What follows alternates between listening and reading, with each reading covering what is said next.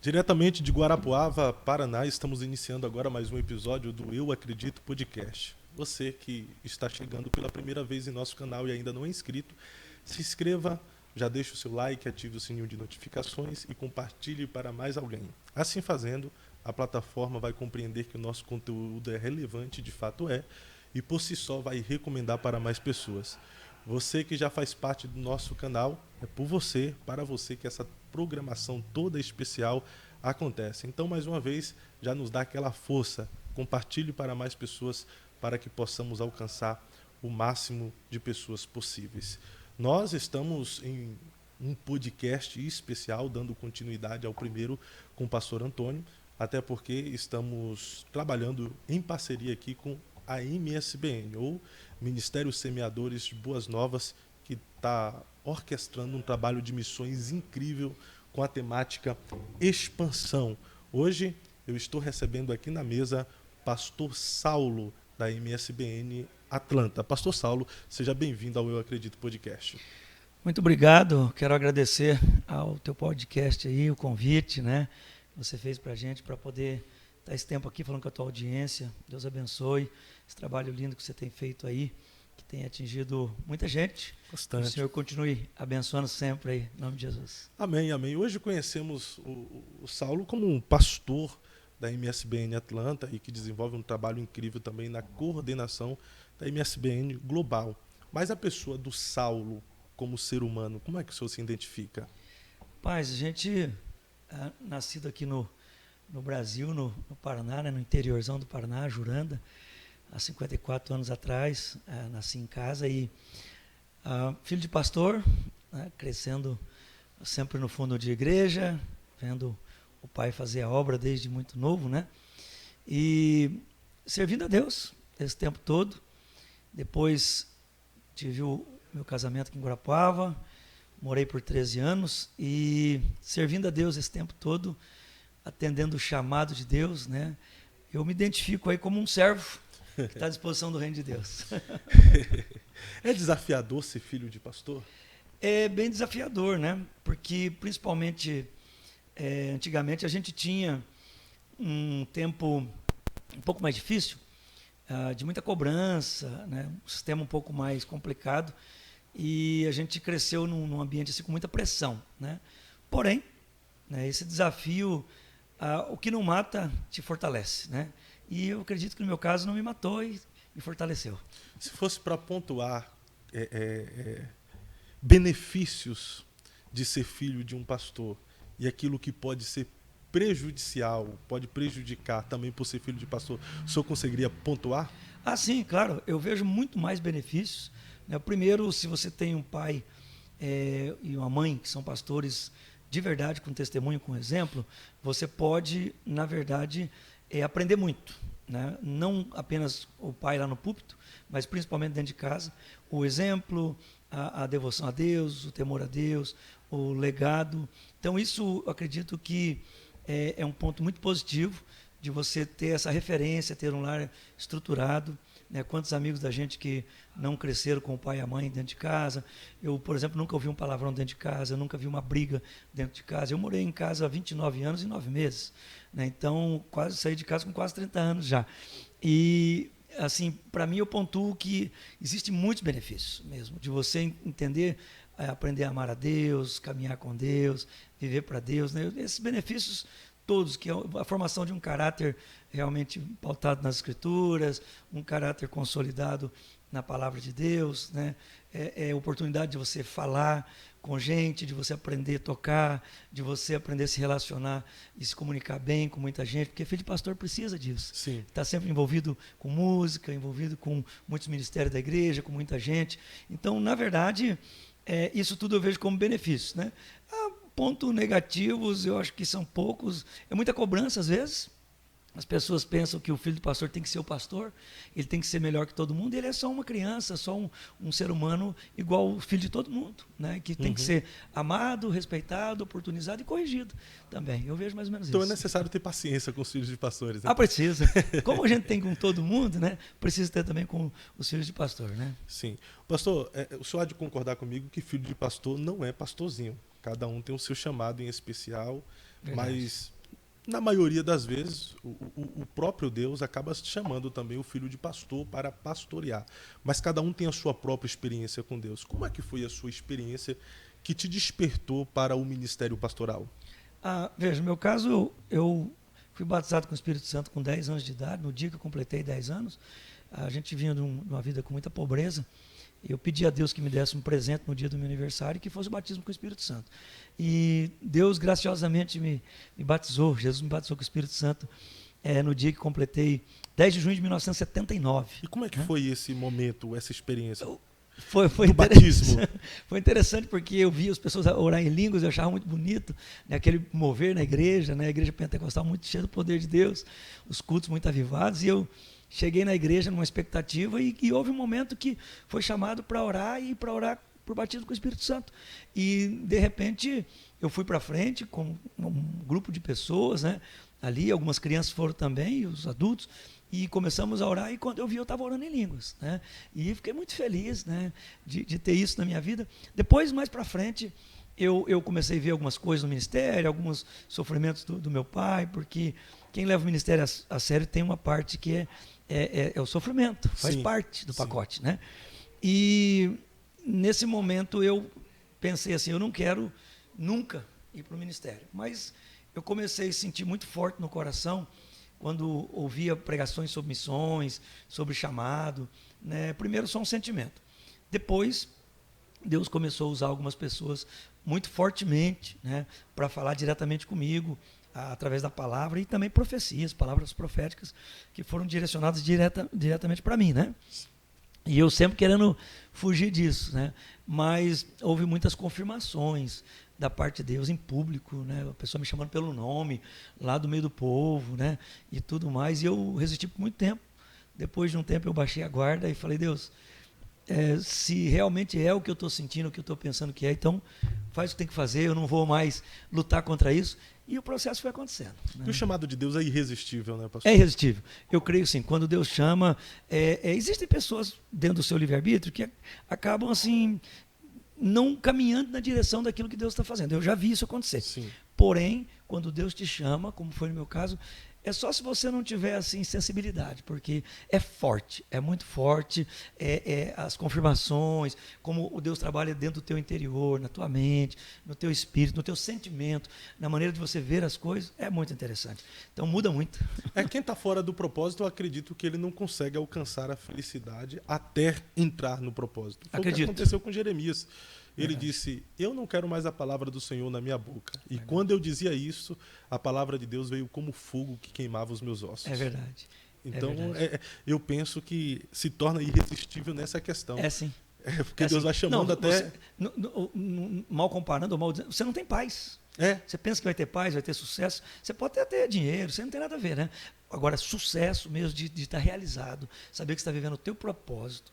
Você está no centro da vontade de Deus, você está onde Deus te chamou para estar e fazendo o que Deus te chamou para fazer, aí é diferente. É só se você obedece mesmo. Perfeito. Pastor, hoje o senhor consegue diferenciar o trabalho missionário para um trabalho de um pastor?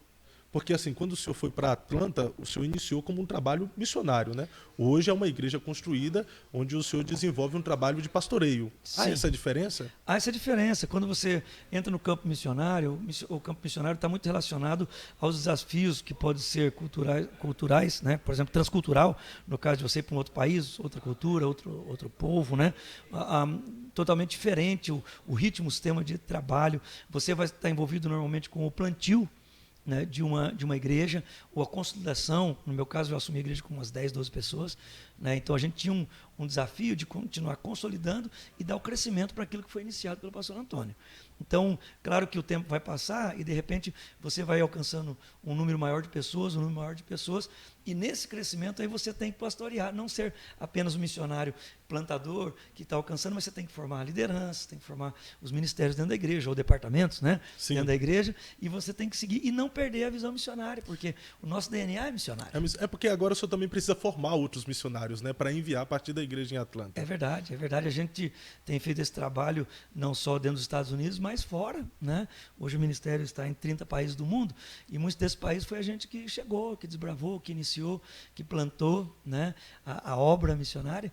E dentro do país também a gente teve um crescimento aí exponencial nos últimos anos, principalmente pós-pandemia, né? Deus fez algo tremendo, eu posso considerar um verdadeiro avivamento com aquilo que Deus tem feito e fez na nossa vida lá. Que maravilha. Eu vou me colocar aqui agora na posição de um crítico, que eu tenho certeza que o senhor já ouviu uma pergunta como essa de alguém que critica tudo. Por que em Atlanta? Por que na América e não em países miseráveis? Olha, a tua pergunta é muito boa, porque existem muitas pessoas que fazem realmente essa crítica ou essa pergunta, mas assim, quando você caminha na direção de Deus, existe um contexto. A gente precisa entender. Por exemplo, há muitos anos atrás, o pastor Antônio, ele foi para a África, saiu de Guarapá, foi para a África com alguns pastores, distribuiu lá cerca de 4, 5 mil Bíblias e pregou em alguns lugares e voltou com o coração cheio de desejo por missões na África. Deus fechou todas as portas, não permitiu o pastor Antônio ir para a África naquele tempo. Depois de alguns anos, Deus abre as portas em Atlanta. E a pergunta tua é boa, por que em Atlanta? Bom, começou lá. No nosso caso específico, cada um vai responder por si, cada ministério vai responder por si, eu vou responder pelo MSBN. Sim. Claro, né? Então, o que acontece com a gente? A gente chega em Atlanta, vai estruturar essa igreja, ela se torna um ministério, se torna uma igreja que vai ter um alcance em muitos países do mundo, como eu disse para você, em 30 países do mundo. Porém, se naquele momento, lá atrás, Deus tivesse aberto as portas do pastor Antônio, ele teria vontade, teria uma palavra, teria uma visão legal, mas não teria recurso. Quando Deus envia a gente para Atlanta, a gente começa do zero o ministério. Eu nunca recebi um salário do Brasil. O pastor Antônio investiu algumas coisas pessoalmente dele na obra, lá alguns recursos, economias dele, não da igreja local, dele. E o trabalho vai ser construído. Limpei casa nos Estados Unidos por 4 anos e meio, a minha esposa por 9, e a gente vai plantando essa obra. De repente, ela ganha um corpo, ganha uma estrutura, tem gente, tem recurso, vai crescendo, e aí nós temos uma plataforma. Dali nós podemos alcançar povos que não têm recurso, que nunca vão ter condições, talvez, de enviar um recurso para Atlanta ou para qualquer lugar do mundo. Eles só recebem, como, por exemplo, África, Cuba, Venezuela e alguns outros países do mundo. Então, nesse contexto, Atlanta foi a direção de Deus e, a partir dali, a gente entendeu que seria a plataforma de lançamento para os outros países. Atlanta se tornou também uma base, né? É a nossa base. É a base hoje, a sede né? mundial do ministério, né? Olha, que Guarapuava perfeito. é a mãe, Guarapuava é a mãe, Sim. e Atlanta é a sede mundial. É que as pessoas não compreendem e faz críticas como essa. E talvez muitos também não tenham a compreensão que não é só as pessoas pobres que precisam de Jesus, os ricos. Não, todo mundo precisa. Todo mundo precisa. E outra coisa, vamos lá, o que é mais difícil? Você ir para um país miserável, fazer uma ação social, oferecer comida e oferecer o evangelho, ou ir para um país onde as pessoas têm de tudo e você oferece o evangelho? No país desenvolvido, o país rico é muito mais difícil. Você vai nos Estados Unidos, principalmente a gente começa pelo brasileiro, alcançar o brasileiro. Nós estamos hoje em 13 estados e 16 cidades dentro dos Estados Unidos, e todo lugar que a gente planta, a gente começa com um pequeno grupo, que a gente chama de GEF, Grupo de Estudo Familiar, é um grupo familiar, e você vê a resistência das pessoas, porque na maioria das vezes a pessoa tem trabalho, tem boa moradia, se ele já está um bom tempo ali, ele é trabalhador, tem uma boa visão, e ele se desenvolveu financeiramente. Então, assim, a questão do evangelho, a questão da palavra, da igreja, para muitos deles não se torna relevante. Alguns vão para bater ponto, até que o evangelho entre no coração de verdade, e ele entende que existe uma necessidade de adorar a Deus, independente do estado social dele. Agora, você vai num país empobrecido ou um país que tem uma dificuldade maior, você vai chegar ali e quando você chega, você faz um evento, você chama as pessoas porque vai ter uma entrega de pão, de cesta básica, de sopa, ou simplesmente porque você é um visitante. As pessoas se aglomeram aos milhares, querem ouvir a palavra, e quando você faz o chamado, o apelo, ali você tem conversão a centenas. Porque tudo que eles têm acaba de ser apresentado para eles, né? Que é Jesus. É verdade. É Deus, é um escape, é como se fosse a fuga em meio a tanta dificuldade que eles vivem. Né? É verdade. E o Evangelho é o poder de Deus para a salvação. A salvação, ela traz no seu bojo não apenas a mudança do estado espiritual, porque nos redireciona, né, do inferno para o céu, da perdição para a salvação, mas também o ser humano, normalmente, ele tem uma oportunidade que ele não teve antes. Né? A gente vê contexto de pessoas que eram viciadas, alcoolizadas, não tinham organização financeira. Quando ele vem para o Evangelho, a luz de Deus brilha e ele se torna uma pessoa equilibrada e via de regra, essa pessoa se torna uma pessoa bem-sucedida. Claro que varia de pessoa para pessoa, de visão, de ambição, de formação, de trabalho, de planejamento. Mas, via de regra, o status dele muda muito. Muda, né? Pastor, hoje, além da América, Estados Unidos, tem o Ministério Semeadores de Boas Novas e em mais 30 países do mundo. Sim, o ministério está em 30 países do mundo hoje. Então, qual é o maior desafio que o senhor enfrenta hoje na evangelização na América e os desafios em questão mundial? Olha, na América o desafio passa realmente por essa questão que a gente acabou de mencionar, que é você estar num país que é o país do primeiro mundo, é o maior PIB do planeta, você tem muita oportunidade, e aí isso acaba talvez trazendo um desafio da distanciamento do ser humano, o desejo dele por Deus, porque as questões naturais, às vezes, principalmente material, acaba fechando os olhos da pessoa, né? Abre para um lado e fecha para o outro. Então, isso acaba sendo um desafio grande, né? A mídia é muito presente na secularização, né? As mídias sociais hoje tirando muito foco, a indústria do entretenimento como nunca antes, tirando o tempo das pessoas, né? Você tem tempo para tudo, menos para adorar a Deus. Você tem muitas opções de lazer, recurso, liberdade para fazer isso. Então, na América, o que eu vejo mais é esse lado aí. Tá? Mas tem assim uma sede por Deus, tá? Tem acontecido um avivamento. Tem uma sede por Deus, né? Tem. Tá acontecendo um movimento de busca, de desejo, porque o ser humano também chega num ponto que ele viu que ele tem casa, tem comida, tem carro, alcançou os objetivos, e agora? Qual é o próximo? E aí ele vê que continua aquele vazio dentro.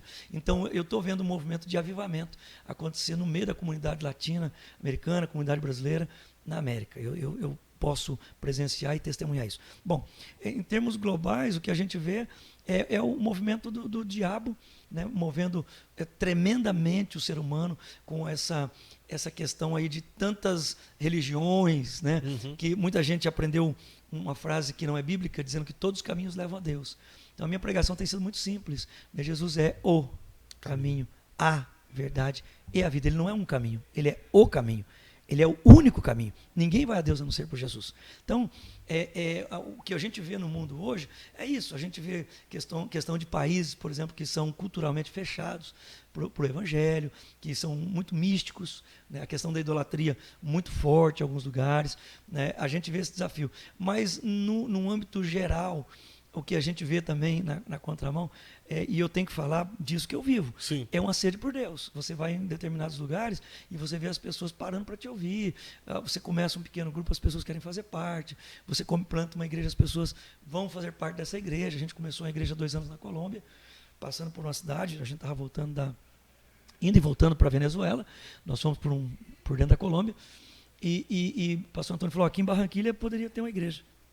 O nosso pastor está aqui, inclusive, no Congresso de Missões, pastor Julián Peralta, acredito que, não sei se ele vai participar com você ou não, mas se está marcado, mas ele está aqui, enfim.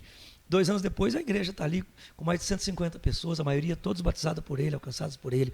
No Covid, ele começou essa igreja debaixo de uma árvore na rua. Meu Deus. Né?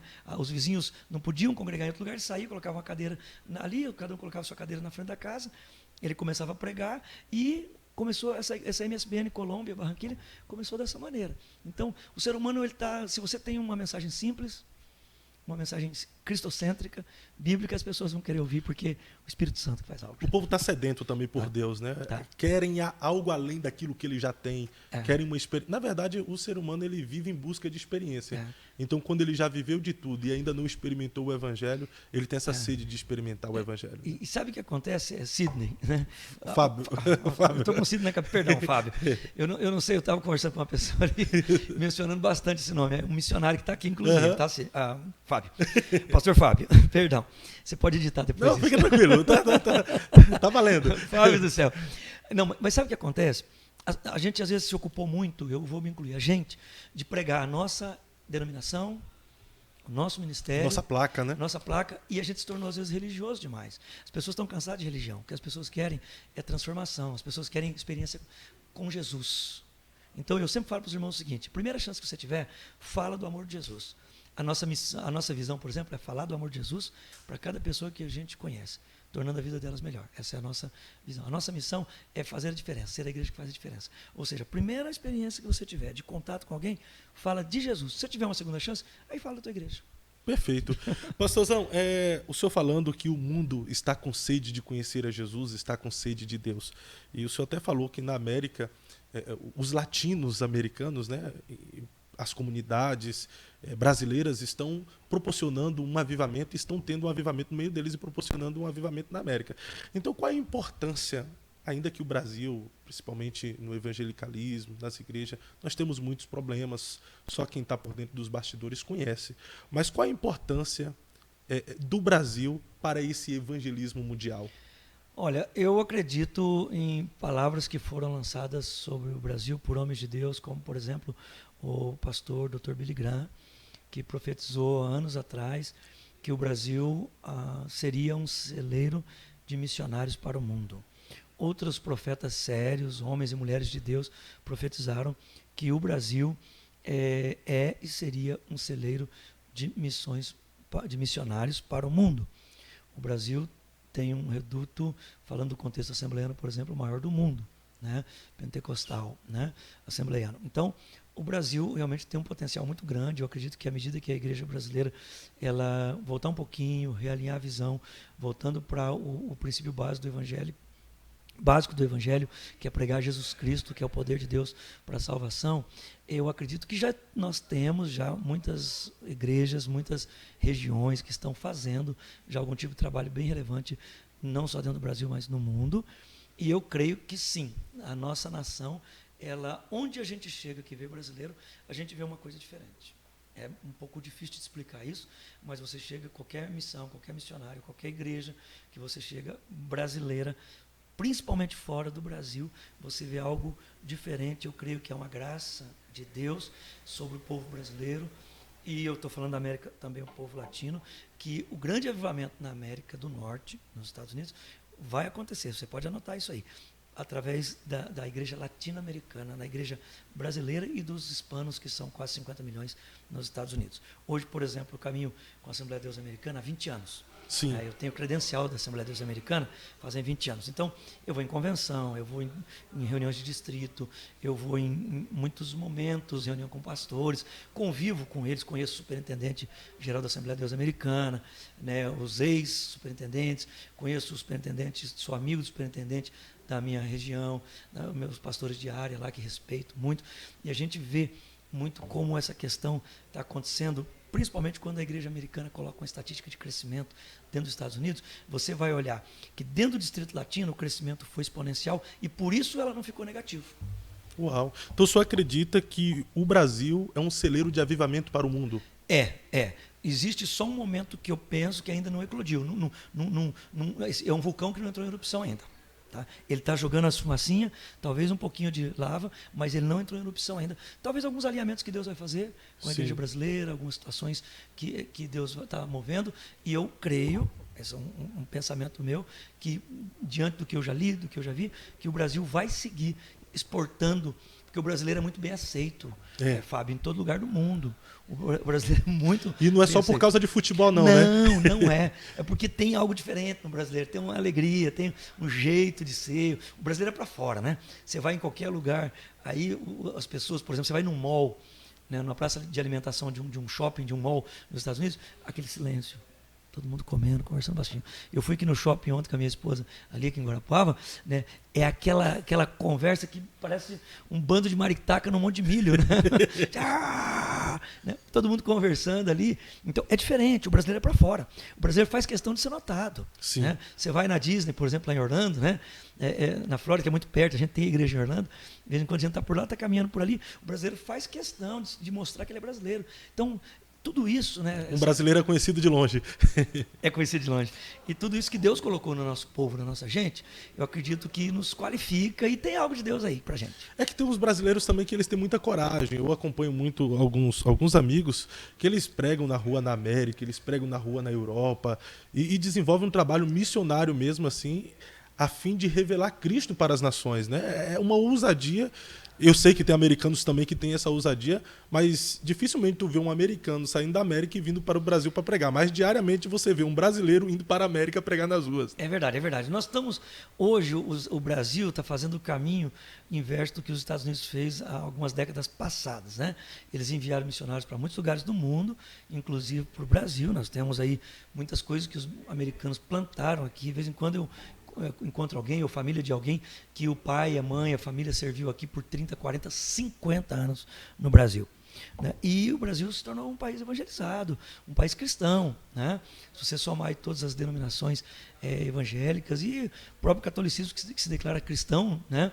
Também, né? E é contado na estatística, você sabe disso, de religiões, o católico está junto com o cristianismo. Né? No Brasil hoje 84% da população se declara como cristão. Então nós estamos num país que é cristão até o tutano. Né? Sim. Então o que acontece? Hoje, esse povo que sai daqui para a América, para a Europa, pastores, missionários, eles estão fazendo o caminho inverso, estão pagando o que os americanos principalmente fizeram e parte dos europeus fizeram com a gente também. Que maravilha, pastor Saulo. Então eu fico muito feliz com essa sua fala, porque é uma visão de alguém que está fora olhando para o Brasil. Mas dentro dessa sua visão, há alguma percepção sobre o caminho que o brasileiro, a igreja brasileira deveria trilhar para que haja esse alinhamento de propósito, para que de fato possamos ser esse vulcão não adormecido, mas esse vulcão em erupção em questão de avivamento, de graça, de poder, de avivamento missionário? Olha, Fábio, eu creio assim, para mim eu vejo isso muito simples, eu não consigo ter uma complexidade nisso.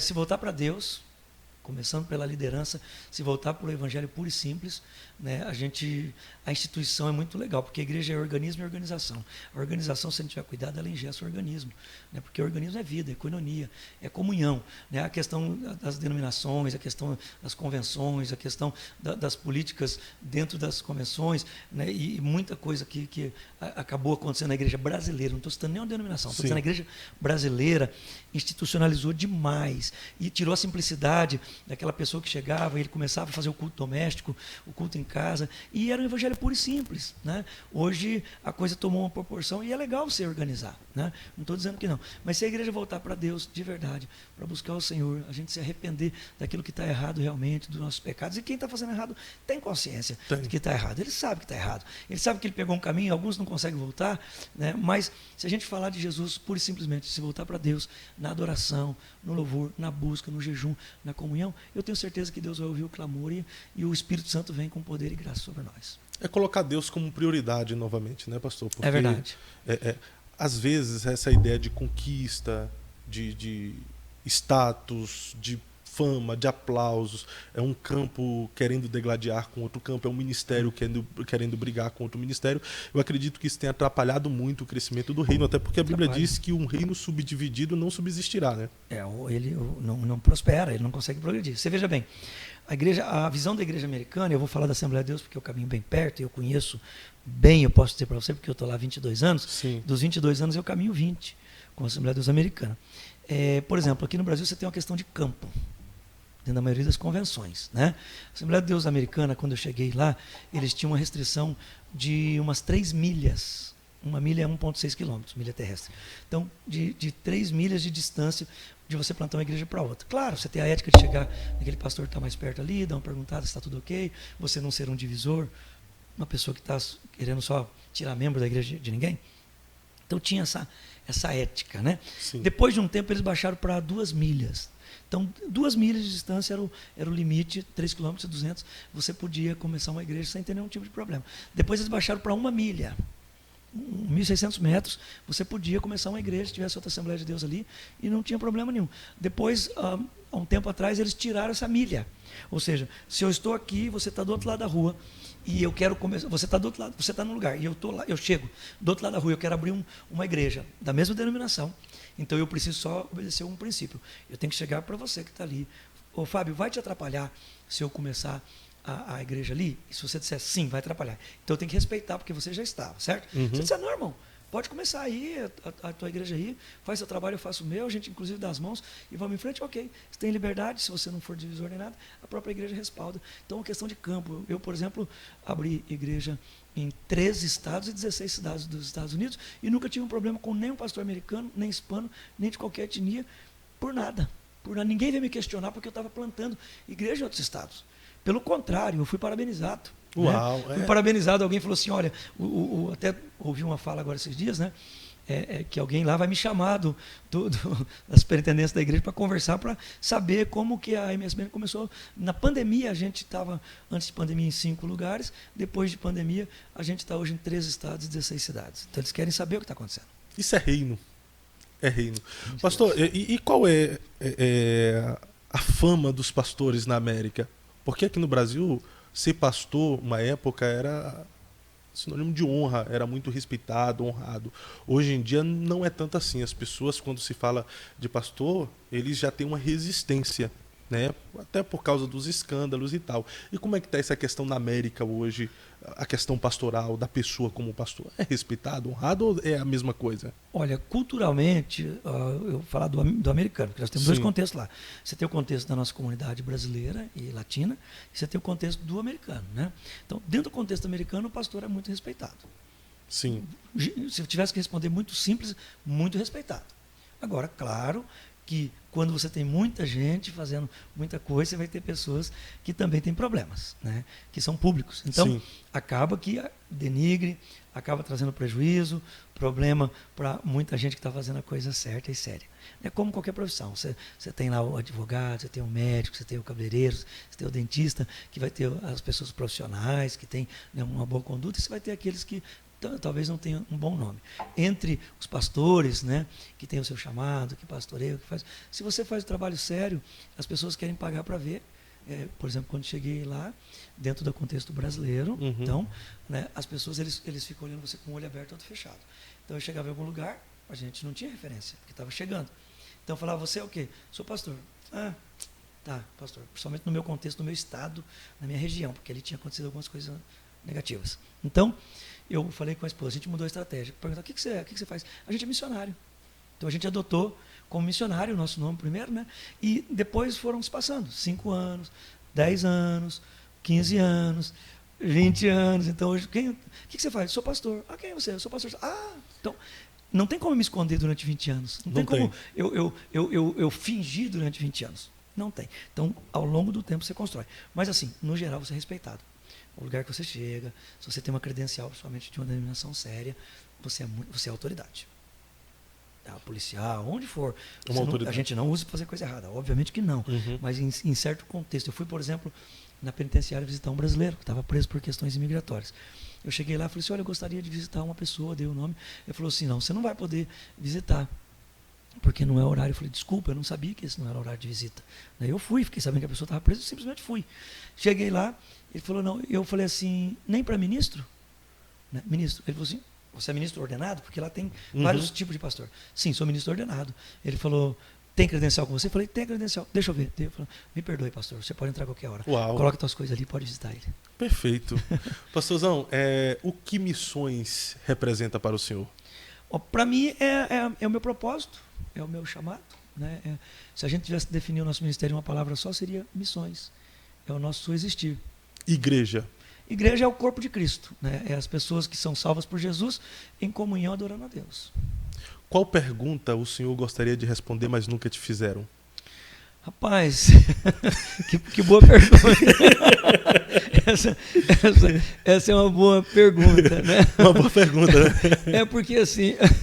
É que assim, na vida chega um momento que a gente às vezes precisa dar respostas, mas nunca nos deram a oportunidade de responder com uma pergunta que abrangesse o público geral. Existe alguma pergunta que o senhor queria responder, mas nunca te fizeram?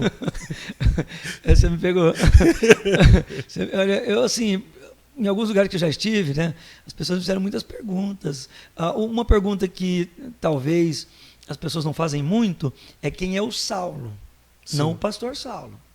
Né? Quem é o Saulo, ser humano. Então, né? considere essa pergunta feita. Quem é esse Saulo? Então, o Saulo é um ser humano que é sensível, como todos os outros aí, né? Colérico, sanguíneo, meu temperamento é esse, né? Mas aprendi a ter esse temperamento equilibrado, né? Os irmãos falam, eu não acredito que teu temperamento é esse, né? Porque tem alguns irmãos que caminham muito tempo com a gente. Então, como assim você... Mas você, né, tem sentimento também, né? Como todo ser humano, tem uma necessidade de ser lembrado, às vezes, numa oração, né? É um ser humano que quer caminhar com outro ser humano, né, quer ouvir, oi amigo, como é que você está? Né, que às vezes você ouve, oi pastor. Mas o amigo, ô cara, como é que você está? Né? E o trabalho pastoral às vezes é muito solitário, né? Falta amigos de verdade também, né? Quanto mais cresce o trabalho ministerial, mais isolado você se torna. Né? Você tem pessoas que às vezes têm medo de chegar perto de você. Tem os interesseiros. Isso aí tem muito, né? Mas assim, Deus tem dado alguns amigos pra gente, graças a Deus, né? Tem até um deles que está chegando aí amanhã. Né, e tem viajado comigo em muitos lugares do mundo, né, Deus abençoa muito esse irmão, caminha comigo lá. É um amigo, a gente viaja de moto, né, que a gente é motociclista. Que legal. Já fizemos 38 estados americanos de moto aí. Que maravilha. Pastor Saulo, se hoje fosse lhe oportunizado para falar ao mundo e transmitir uma mensagem ao mundo, qual seria essa mensagem? Olhe naquela câmera e deixe essa mensagem ao mundo. Olha, eu tenho que dizer que Jesus Cristo, Ele é o Senhor, Ele é o Salvador.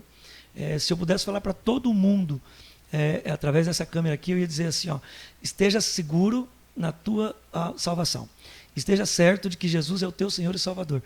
Esteja certo que você já reconheceu, já recebeu Ele. Se você creu no teu coração e confessou com a tua boca que Jesus Cristo é o Senhor, você vai ser salvo. É o que a palavra diz. E se você amar Deus acima de todas as coisas e o próximo como a ti mesmo, você vai viver o princípio básico do Evangelho. Então, o Evangelho que mostra a pessoa de Jesus é o poder de Deus para a salvação. E a última coisa que eu quero dizer é que Jesus Cristo, Ele vai voltar. Jesus Cristo vai voltar. E o arrebatamento, ele é verdadeiro, tanto quanto foi escrito na Bíblia há milênios atrás, ele é verdadeiro, a volta de Cristo é iminente, e esteja preparado porque Jesus vai voltar. Perfeito, pastor Saulo, muito obrigado por esse momento de bate-papo e compartilhar um pouco do muito que Deus tem depositado na sua vida, que o Eterno continue abençoando Amém. Toda a sua trajetória, todo o seu trabalho na América e no mundo, e que tu deixe um legado para essa geração e esse legado seja contínuo para outros que vierem após a sua vida. Muito obrigado por esse tempo especial. Dr. Sérgio, Rede TV em Guarapuava, obrigado por ceder o espaço para mais um episódio do Eu Acredito Podcast.